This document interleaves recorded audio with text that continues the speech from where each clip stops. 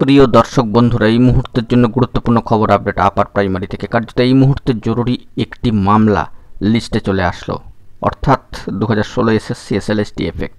কার্যত এই মামলার পরিপ্রেক্ষিতটাকে উল্লেখ করতেই হচ্ছে।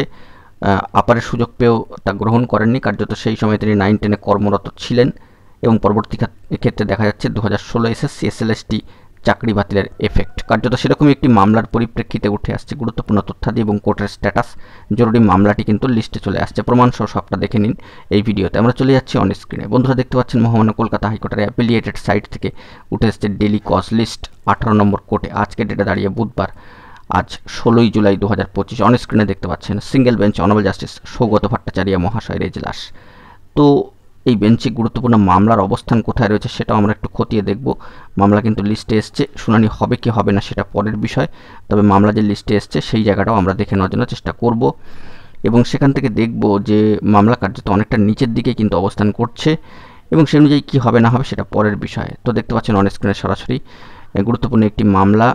তো ইতিমধ্যেই উল্লেখ করলাম, আপারে সুযোগ পেয়েও কার্যত গ্রহণ করেননি, কারণ সেই সময় তিনি 9-10-এ কর্মরত, মানবিকতার খাতিরে তিনি ছাড়ছেন, পাশাপাশি আরও কয়েকটা ইস্যু। এবং সেই নিরিখে দেখা যাচ্ছে পরবর্তী ক্ষেত্রে 2016 এসএসসি এসএলএসটি চাকরি বাতিলের এফেক্ট।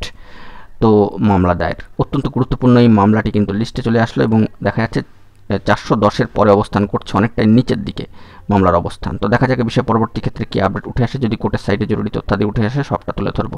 এখন এটুকুই, ভালো থাকবেন, চ্যানেলটিকে সাবস্ক্রাইব করে নিয়ে সঙ্গে থাকবেন। ধন্যবাদ।